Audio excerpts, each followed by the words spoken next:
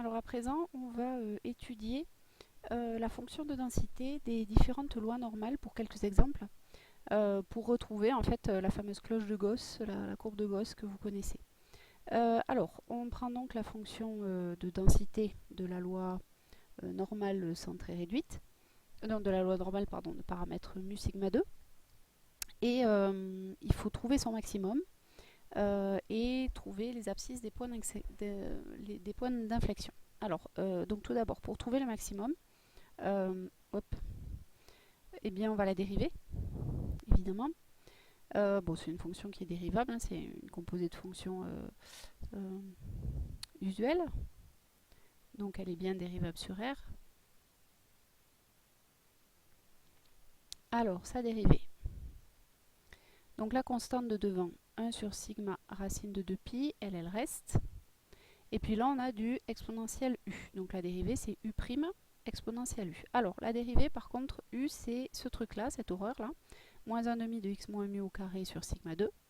Donc quand on va dériver ce truc-là, il va nous descendre le carré. Donc le moins 1 demi va rester. Et ensuite, on va avoir le carré du x moins mu au carré, fois la dérivée de x moins mu qui est 1. Et il va nous rester du x moins mu. Alors oui, il nous reste le 1 sur 2 sigma 2 au fait. J'avais oublié, le 2 on va le mettre avec le sigma 2. Et donc 2x moins mu. Et ensuite on multiplie par exponentielle u, puis ça c'est u'. Je vais l'écrire, donc ça c'est exponentielle u. Donc on obtient u', et ensuite on réécrit le exponentiel u.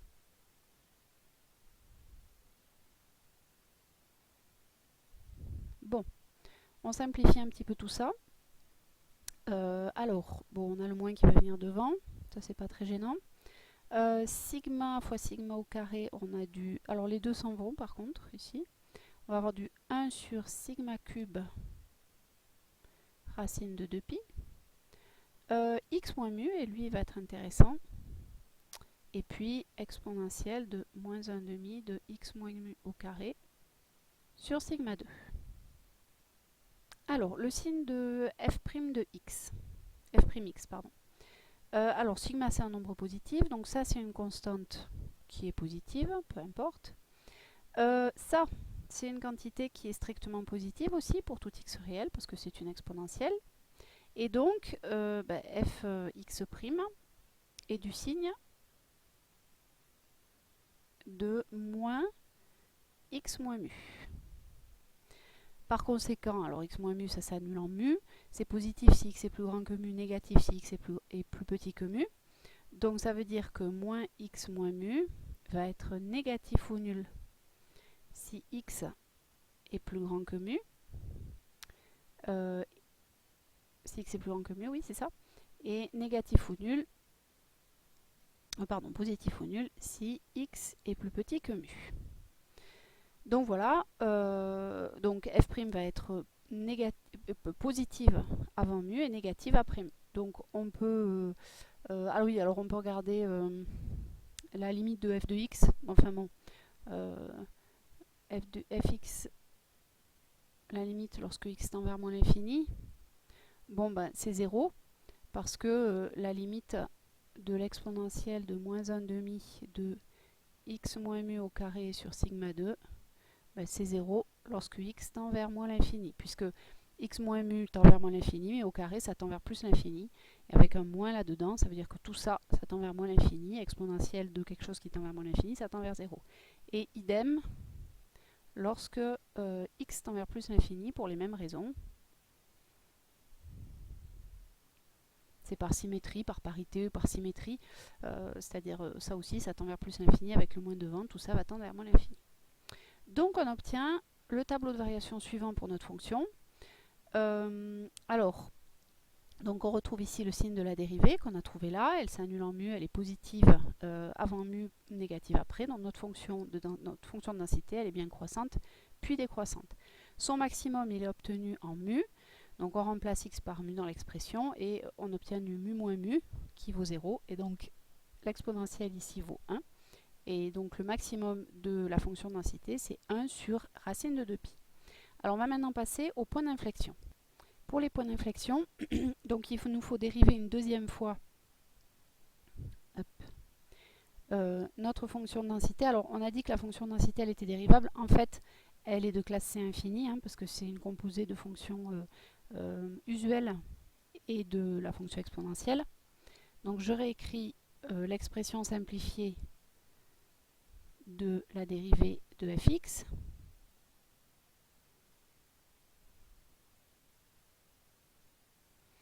Et donc, on va la dériver une deuxième fois. Elle est dérivable sur R. Donc, on va la dériver une deuxième fois. C'est parti. Alors, il faut faire un petit peu attention, ce n'est pas des calculs très jolis. Donc, la constante, on va la garder. Elle ne se dérive pas.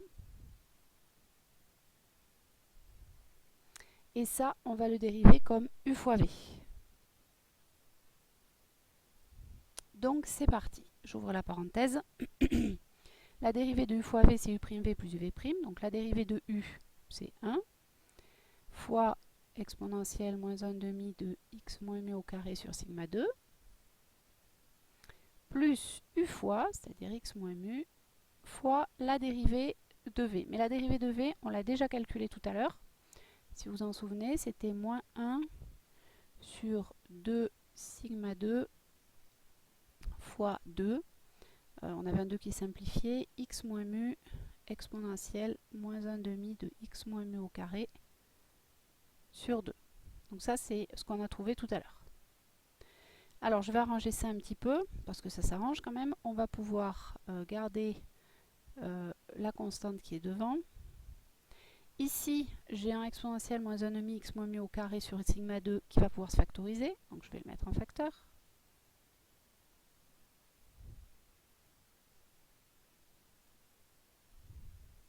Et maintenant, je vais trouver facteur de 1. Alors, les deux s'en vont ici. Moins. Alors, je vais avoir un carré. Je vais avoir x moins mu au carré, x ici, pardon, sur sigma 2. Et donc ça, en fait, si je regarde, je vais tout mettre sur sigma 2, tiens d'ailleurs. Je vais un petit peu encore arranger. Bon, je vais arranger ici. Je ferai la factorisation après. Parce que comme ça, je vais pouvoir utiliser l'unité entière. Bon, quoique je peux utiliser l'unité entière marquable de suite. Ça, c'est du... Ici, là, c'est un peu désordonné. C'est du a carré moins b carré, en fait, si on regarde bien. Alors, donc, je reprends mon calcul ici, exponentielle, donc elle reste, x moins mu au carré sur sigma 2. Et donc, a carré moins b carré, c'est a moins b, facteur de a plus b. Donc, ça fait 1 moins x moins mu sur sigma, facteur de 1 plus x moins mu sur sigma. Voilà. Donc, maintenant, ça, j'en ai pas besoin. Je vais chercher quand est-ce que ma dérivée seconde s'annule. Alors, elle vaut 0, si et seulement si. Donc ça, bon, c'est négatif, peu importe. Ça, c'est strictement positif. Et donc, elle va être du signe, ma dérivée seconde, elle va être du signe de ce polynôme de second degré. Ça, c'est un polynôme de second degré. Donc, elle va s'annuler lorsque 1 moins x moins mu sur sigma vaut 0. C'est-à-dire 1 égale x moins mu sur sigma, ou encore x égale sigma plus mu. Alors, où il y a les deux valeurs, 1 plus x moins mu sur sigma égale 0, c'est-à-dire x égale moins sigma plus mu, donc égale mu moins sigma. Alors, donc, on a ici un polynôme second degré, on a ces deux racines, donc on va utiliser pour avoir le signe de a à l'extérieur des racines. Attention, il ne faut pas oublier, il y a un moins ici. J'ai dit, il y a un moins ici. Donc, il va en falloir un Antonicole pour le signe de la dérivée seconde, le voilà. Alors, donc, mu moins sigma, mu plus sigma, ce sont les valeurs où la dérivée seconde s'annule. Alors, le signe, donc, ici, signe de a à l'extérieur des racines, quand je développe ici, j'ai un moins qui apparaît, enfin c'est celui que j'avais ici, hein. J'ai un moins x carré. Avec le moins ici, ça me fait un signe positif. Donc j'ai du plus, moins, plus. Donc ma fonction de densité, elle est convexe, concave, puis convexe. Et elle a deux points d'inflexion, dont les abscisses sont ici, les valeurs pour lesquelles la dérivée seconde s'est annulée. Donc avec ça, on va pouvoir tracer schématiquement les courbes représentatives de ces gaussiennes et vous allez voir quelle est l'influence de mu et de sigma sur la courbe représentative de la fonction de densité. Alors, on demande donc de représenter schématiquement 4 courbes pour des valeurs des paramètres. Alors, les valeurs qui sont données, c'est mu et sigma, pas mu et sigma 2, il faut juste faire attention à ça. Donc, les calculs, je les ai faits ici. J'ai recalculé pour les valeurs de mu égale 0, sigma égale 1, la valeur de mu moins sigma et de mu plus sigma, où il y avait les points d'inflexion. La valeur du maximum, 1 sur sigma racine de 2pi, donc à peu près 0,4. Et du coup, le calcul est coordonné au point d'inflexion, c'est-à-dire mu moins sigma, mu plus sigma en abscisse, et l'ordonnée, donc j'ai calculé l'image de mu moins sigma. Donc j'ai remplacé x par moins 1, et quand on fait ce calcul-là, on obtient à peu près 0,24, et c'est la même chose que fx de 1. Donc on obtient deux points d'inflexion qui ont comme coordonnées moins 1 à peu près 0,24 et 1 à peu près 0,24. Donc si je les dessine, j'ai mes points d'inflexion à peu près ici, et là. Mon maximum, il est ici à 0,4, donc 0,4, je suis à peu près ici. Donc j'ai une tangente verticale ici. Et si je regarde ma courbe représentative, alors il faut que je tienne compte des points d'inflexion qui sont ici. Donc je vais avoir, disons, une courbe qui va venir ici comme ça et qui va changer d'inflexion ici. Voilà, on le voit à peu près. Hop. Donc elle passe de convexe à concave, et ici, par symétrie, c'est le contraire. Elle passe, oh là, bon, de concave à convexe. Donc on a quelque chose qui est censé être symétrique, je ne l'ai pas très bien dessiné. Alors ensuite, pour les paramètres suivants, sigma égale 2, mu égale 2 et sigma égale 1. Alors, du coup, mu moins sigma et mu plus sigma, ils vont être égaux à 1 à 3, ce qui veut dire que les points d'inflexion qu'on avait ici, sur la première courbe, on va les retrouver en 1 et en 3. Alors, la première chose qu'on peut se dire, c'est que du coup, l'axe de symétrie de ma courbe, elle va être située ici. Oh là! J'essaie de la faire droite quand même. Elle va être située ici, c'est-à-dire à mu égale 2. Alors, sinon, à part ça, regardez les points d'inflexion, on en retrouve un ici. Alors, les calculs, vous les regarderez. Le maximum ne change pas puisqu'il dépend que de sigma qui, lui, ne change pas. Par contre, comme mu change, les abscisses des points d'inflexion sont modifiées. Par contre, le maximum, lui, ne l'est pas. Et donc, en fait, je me rends compte que donc, concave, convexe, et puis ici, pareil, concave, convexe. Bon, il faudrait voir le changement. Ici, on a des tangentes qui traversent la courbe par là. Voilà. Et donc, on se rend compte qu'en fait, on a juste fait faire une translation vers la droite ici de mu fois le vecteur i ici de la base, en fait, de notre repère. Donc, on a fait faire une translation vers la droite. Et sinon, c'est la même courbe. Pareil pour... alors cette fois, on revient à mu égale 0, donc on va à nouveau avoir une courbe qui va être centrée ici au niveau de l'axe des ordonnées. Par contre, quand on diminue sigma, donc on regarde, on prend sigma égale 1,5, là du coup, ça influe beaucoup, regardez, sur le maximum. Le maximum ici, il va être à 0,8, c'est-à-dire par là. Et les points d'inflexion, regardez, mu moins sigma, mu plus sigma, moins 1,5, 1,5, donc on va avoir des points d'inflexion ici. Leur abscisse va être là. L'ordonnée à peu près à 0,5, donc on va être à peu près ici. Donc si on regarde, ici on va avoir une courbe qui va nettement s'amincir, on va dire. Voilà. Alors on a toujours la symétrie, mais notre courbe elle va devenir plus haute et plus fine. Voilà.